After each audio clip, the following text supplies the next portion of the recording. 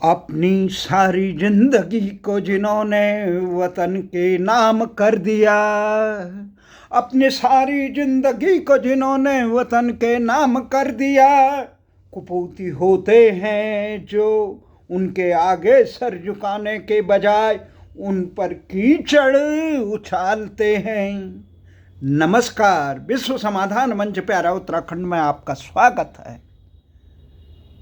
आज चर्चा का विषय है वीर सावरकर। देश की आज़ादी के लिए बचपन से लेकर जीवन की अंतिम सांस तक जो भारतीय संस्कृति और भारत के लिए समर्पित रहे, जिनको संसार का एकमात्र राजनीतिक कैदी थे, जिनको 2 बार का आजीवन कारावास दिया गया, जिनको गांधी जी ने 8 मई 1921 के यंग इंडिया में लिखा, यदि भारत इसी तरह सोया रहा 2 निष्ठावान पुत्र हाथ से चले जाएंगे।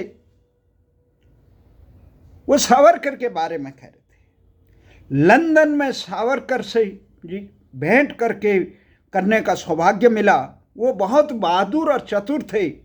उन्होंने ब्रिटिश एक क्रांतिकारी थे, देशभक्त थे। उन्होंने ब्रिटिश की तमाम प्रणाली की तमाम बुराइयों को बहुत पहले ही समझ लिया था। दूसरी तरफ 1970 में इंदिरा गांधी कहती थी, जिन पर डाक टिकट निकालते हुए इंदिरा गांधी जी ने कहा था, देश की लौह महिला जिन्होंने पूरे विश्व में भारत का नाम रोशन किया था, जिसमें परमाणु शक्ति संपन्न बनाया था भारत को, जिसने अमेरिका के 7वें बेड़े के नज़रअंदाज करके आतंकी पाकिस्तान के 2 टुकड़े किए थे, उस महान वीरांगना इंदिरा गांधी ने कहा था 1970 में वीर सावरकर पर टिकट निकालते हुए, उन्होंने कहा कि वो वीर महान योद्धा थे। आज़ादी के संग्राम में उनके योगदान को भुलाया नहीं जा सकता। केवल उनके हिंदुत्ववादी विचारधारा के हम विरोधी हैं। उन्होंने अपने निजी खाता से अंशदान दिया और फिल्म डिवीजन को निर्देश दिया कि उन पर एक वृत्त चित्र बनाए। उन्हीं के इंदिरा गांधी के नाती पर राहुल गांधी आज समय की धारा में इस प्रकार हैं, न जाने कौन उनको सलाहकार हैं। वो अपनी भारत जोड़ो यात्रा के दौरान महाराष्ट्र पहुंचते हुए ये कहते हैं, ट्विटर पर उन्होंने लिखा और बोले कि वीर मातृभूमि पर अपना शीश चढ़ाते वो हैं, वीर मातृभूमि पर अपना शीश चढ़ाते हैं और कायर गुलामी के आगे सर झुकाते हैं। वो वीर सावरकर पर प्रश्न चिन्ह उठा रहे थे। उन्होंने देखा जिस आदमी ने बचपन में मित्र मेलाओं का आयोजन करके लोगों में क्रांति की ज्वाला झलकाई, अपने युवाओं में 28 मई 1883 में भामूर नासिक में जन्मे राधाबाई और दामोदर पंत सावरकर के पुत्र रत्न के रूप में जन्मे विनायक दामोदर गांधी। विनायक दामोदर सावरकर एक महान तेजस्वी क्रांतिकारी थे, लेखक थे, कवि थे, इतिहासकार थे, जिन्होंने 1857 जो एक विद्रोह हुआ था भारत में, जो अंग्रेजों के खिलाफ में पहली बार भारत की जनता और यहाँ के शासक और सैनिक जागे थे, उसको विद्रोह न मान करके जो अंग्रेजों ने भारत का दमन, उन्हें विद्रोही बताया गया। तो वीर सावरकर ने 1908 में पुस्तक लिखकर young India war of independence, आज़ादी की लड़ाई, उसे स्वतंत्रता संग्राम बताया। जिनको अंग्रेजों ने 24 दिसंबर दिसंबर 1910 से लेकर 31 जनवरी 10 और 31 जनवरी 1911 को 2 बार आजीवन कैद की सजा सुनाई गई और 7 अप्रैल 1911 को नासिक के कलेक्टर की हत्या के षड्यंत्र में उन्हें काली पानी की सजा सुनाई गई। 1911 से लेकर 21 मई 1921 तक 10 साल तक वो काले पानी की सजा में रही। अंडमान निकोबार, जिसकी कोठड़ी ही 13.5 और लंबी 7.5 फुट चौड़ी, वह अंधेरी कोठड़ी में जहाँ कोल्हू का तेल निकालना पड़ता, नारियल छीलने पड़ते थे, उनके बैलों की जगह तेल निकालने के लिए खुद लगना पड़ता था। कई बार यह है कि खड़े खड़े का दंड मिलता था, बैठ जाने पर पिटाई होती थी। उस क्रांतिकारी को जो भारत माता के लिए अपने जीवन में तरस रही, बेचारी जिना को आप, उन्होंने दूरदर्शी थे, उन्होंने बता दिया था कि किस प्रकार से कट्टरपंथियों के साथ हमारा वो नहीं हो सकता। जो फिरका प्रस्ती थे, अंग्रेज भारत को गुलाम बनाए रखना चाहते, वो भारत को सशस्त्र क्रांति के द्वारा मजबूती से आगे बढ़ाना चाहते थे। तो उन महान वीरों का जिन्होंने अपनी अंतिम सांस तक भारत के, उन पर इस प्रकार कायर थे। नानी जो इस प्रकार से, दादी एक प्रकार से वीर सावरकर कह रही, गांधी जी जिनको महान बता रहे हैं, स्वतंत्रता संग्राम में पूरा इतिहास उनके उससे भरा हुआ है। उनके बड़े भाई, माता पिता पहले बचपन में मर गए थे, बड़े भाई गणेश जी ने, और नारायण, और छोटे भाई नारायण दामोदर सावरकर, किस प्रकार से यातनाएं सही पूरी परिवार ने। तो ये एक बचपन में उन्होंने लंदन में जाके 1904 में अभिनव भारत की रचना की, एक संगठन बनाया। वो किस ढंग से 1905 में बंग भंग के खिलाफ विदेशी कपड़ों की होली जलाई, स्वदेशी का युग घोष किया। उन्होंने राजनीतिक तौर पर अपने तमाम साथियों को इकट्ठा करके उन्हें गुरिल्ला युद्ध और बम बनाने इत्यादि का प्रोत्साहन दिया। मातृभूमि की सेवा ही वो भगवान की सेवा मानते थे।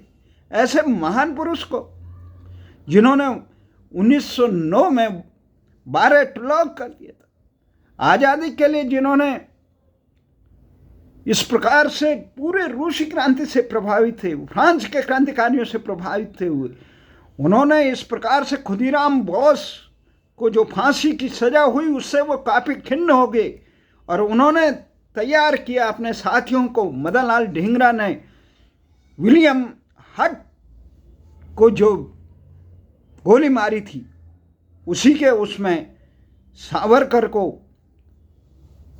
अंग्रेजों ने उसका गुनहगार बनाया था। सावरकर ने लंदन टाइम्स में लेख लिखा था, और जब कुछ भारतीय इस ढींगरा द्वारा मारे गए अंग्रेज अधिकारी के कत्ल की निंदा कर रहे थे, तो वही वीर सावरकर था जिसने सभा में उठकर कहा कि मैं आपके इस निंदा प्रस्ताव से सहमत नहीं हूं।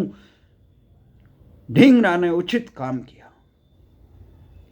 तो इस प्रकार के राष्ट्रीय ध्वज बनाने के लिए वो पूरे फ्रांस में जो जिस प्रकार से ये कामा के साथ उन्होंने राष्ट्रीय ध्वज निभाए, उनके रग रग में वो बसा हुआ था।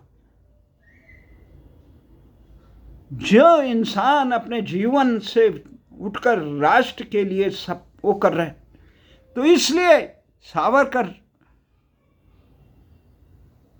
पेरिस से उन्होंने अपने किस ढंग से किताब लिखी, उस किताब को जब वो प्रकाशित करना चाहा, अंग्रेजों ने उस पर प्रतिबंध लगाया। 8 जुलाई को जब उन्हें गिरफ्तार किया, 13 मई 1910 में पेरिस से लंदन पहुंचते ही उनको गिरफ्तार किया गया और जब उन्हें भारत जाया जा रहा था दंड देने के लिए, तो 8 जुलाई 1910 में वो पानी के जहाज से जो शिविर होता है उसके छेद से वो तैरते हुए बाहर निकल गए, फिर पकड़ा गए। तो कितनी लंबी यातनाएं। सही। तो हमारा ये मानना है कि ये तमाम जो चीजें हैं उन पे भले ही गांधी हत्या का 1948 में अब आरोपी बनाया गया, पर 1949 में साक्ष्य न मिलने पर उन्हें बरी कर दिया गया। तो ऐसे वो हिंदू वैचारिक कांग्रेस से वैचारिक मतभेद थे उनके। उन्होंने अलग हिंदू महासभा बनाई थी। वो कहते थे कि हिंदुओं को इस गुलामी की जंजीरों को तोड़ने के लिए बहुत मजबूत और स्पष्ट दृष्टिकोण होना चाहिए, जिसका आज सामने प्रयास है। आज भारत के खिलाफ जिस प्रकार से इस्लामिक देश एकजुट है, उसका भविष्य में क्या उत्तर होगा। जिस प्रकार से भारत की सहृदयता के बाद भी यहां कट्टरपंथी सर उठा रहे हैं, उसका क्या उत्तर होगा। है समाधान किसी के पास? अंध तुष्टिकरण करके भारत की एकता और अखंडता को बर्बाद करने। इसीलिए राहुल गांधी जी, आप भारत जोड़ो यात्रा में निकाली। प्रत्येक जनप्रतिनिधि को, प्रत्येक राजनीतिक दल को जनता में जाना चाहिए। हम वो नहीं है कि आपकी यात्रा का विरोध करें, परंतु इस प्रकार की बातें जो भारत के गौरवशाली इतिहास को कलंकित करने का काम करें, भारत के युग पुरुषों को जिन्होंने अपना जीवन का सारा होम कर दिया हो, इसके लिए उनको अंगुलियां नहीं उठानी चाहिए। आपने देखना चाहिए किस प्रकार से आपके बयान के बाद शिवसेना और राष्ट्रवादी कांग्रेस पार्टी ने कांग्रेस को छोड़ दिया। आपके बयानों से कांग्रेस मजबूत हुआ, न भारत मजबूत होगा। इतिहास में इस प्रकार से माफ नहीं किया जा सकता। आप राष्ट्र से क्षमा मांगनी चाहिए। आपको समझना आना चाहिए था कि जब सपरंग सरकार, जब मनमोहन सरकार का पद 2014 में परास्त हुई, उसके बाद एंथनी कमेटी गठित हुई, तो एंथनी कमेटी ने कांग्रेस की हार के लिए कांग्रेस का इसी प्रकार का अंध तुष्टिकरण को जिम्मेदार ठहराया था। अंध तुष्टिकरण के कारण कांग्रेस केवल वोट परस्ती होने के कारण और आतंकियों की और एक पक्ष का नजरिया रखने के कारण देश के बहुसंख्यक समाज ने कांग्रेस को राष्ट्र विरोधी कृत्यों के लिए दंडित किया। आप जनता से माफी मांगने, अपनी भूलों को सुधार करने के बजाय पुनः उस पे किसने सिखाया आपको? ऐसा कहा जाता है कि जो गतम न सोचामि कृतम न मन्ये, आज वर्तमान में देश को मजबूत बनाने के लिए आगे काम किया जाना चाहिए था। वर्तमान सरकार अगर महंगाई पे काम करती है, भ्रष्टाचार करती है, उसके जन विरोधी कार्यों को उजागर करना चाहिए, न कि इतिहास के कालखंड में पड़े लोगों। इसीलिए कहा गया है, तू रात की बात न कर, रात तो गुजर गई, ऐ सुबह मुझे बता तेरी रोशनी कहाँ गई। कब तक अपने पूर्वजों को, देश के महापुरुषों को, उनके उस समय की तत्कालीन किन परिस्थितियों में उन्होंने वो बेहतर है, बहुत अच्छा किया सावरकर ने, जेल में अंधी कोठड़ी में दम तोड़ने के बजाय खुली हवा में बाहर आके उन अंग्रेजों को माफी नाम से एक प्रकार से उनके आंखों में धूल झोंक के बाहर आए और राष्ट्र के निर्माण के लिए काम किया। क्या होता है ऐसे अनैतिक और अत्याचारी लोगों के आगे सत्य का? हमारी संस्कृति सिखाती है। भगवान कृष्ण ने कहा था कि शत्रुओं का साम दाम दंड भेद करके उन पे अंकुश लगाओ। अंग्रेजों के आगे सदाचारी बना, कहाँ, किसने सिखाया ये काम? भारतीय संस्कृति ऐसे नहीं सिखाती। आप ये मत समझिए भारतीय संस्कृति का उदय गांधी जी तक ही हुआ। भारत संस्कृति अनंत काल से आ रही है और जिनके आदर्श भगवान कृष्ण हों, जो गीता और रामायण के कण्वन में जहाँ वेदों की ऋचाएँ बोल रही हो, पश्चिम का इतिहास केवल चोर लुटेरों और बदमाशों का इतिहास रहा, उनको हम आत्मसात नहीं करेंगे। भारत के पतन का मुख्य कारण ये रहा भारतीय भाषाओं को पतन के गर्त में डालना और देश के उन कालजयी अमृतमयी भारतीय संस्कृति और ज्ञान को आत्मसात न करना। इसलिए राहुल जी, आप राष्ट्र को आशा चाहिए, आपको विपक्ष के नेता हैं, कांग्रेस के कर्णधार हैं, आपको इस प्रकार की नादानी नहीं करें। जो भूल आपने 2012 से और 14 तक प्रधानमंत्री न बनकर देश के सामने की, वो भूल का खमियाजा कांग्रेस को भुगतना। और इस प्रकार की नादानी भरी बात है। सावरकर ने क्या काम किए नहीं किए वो इतिहास गवाह है। उन्होंने कितनी बड़ी कुर्बानियां दी, आप नादानी में कह गई। इतिहास की भूलों से सबक लेना चाहिए और बार बार इतिहास पर आंसू बहाने से वर्तमान का निर्माण नहीं होता। वर्तमान को ईमानदारी से निर्माण करें। इतिहास की भूलों को सुधारने के लिए वर्तमान में वो भूल न करें, तब ठीक है। परंतु आप एक पक्षीय रह के न देश का भला कर सकते हैं, अंध तुष्टिकरण से राष्ट्र का कभी भला नहीं होगा। इसी शब्दों के साथ हमें आशा है कि मिटने कर भी जो दूसरों को ठोकर खाते 2014 में बार बार गिरे, ठीक है, बस मोदी सरकार महंगाई और लेकर बेरोजगारी इत्यादि पर अंकुश नहीं लगा पाई। तो कांग्रेस को अपनी नीतियां जनहित में करनी चाहिए। आप पलायनवादी बने, आप कायरों की तरह, कायर तो आप हैं जो कांग्रेस के अध्यक्ष एन टाइम पे नहीं बने। निर्णायक क्षण में कांग्रेस का अध्यक्ष, जब पूरा कांग्रेस का जन आपको अध्यक्ष चाहता था, आप संघर्ष के बजाय ये परिवार हरिवार कुछ नहीं चलता है। भारतीय संस्कृति हमेशा गुणों की ग्राही रही है, वो मुर्दों को नहीं रखती है। जब परिवार अच्छा हो, कहाँ चला? मुरारजी का परिवार नहीं चला, अंबेडकर जी का परिवार नहीं चला, गांधी का परिवार नहीं चला, पटेल का परिवार नहीं चला, चरण सिंह जी का परिवार नहीं चला। लंबे समय पे जब तक गुण न हो तब तक लोग सर माथे पे नहीं रखते हैं। इसलिए आप अगर मजबूती से अपनी भूलों को सुधारिए और कांग्रेस का नेतृत्व करिए।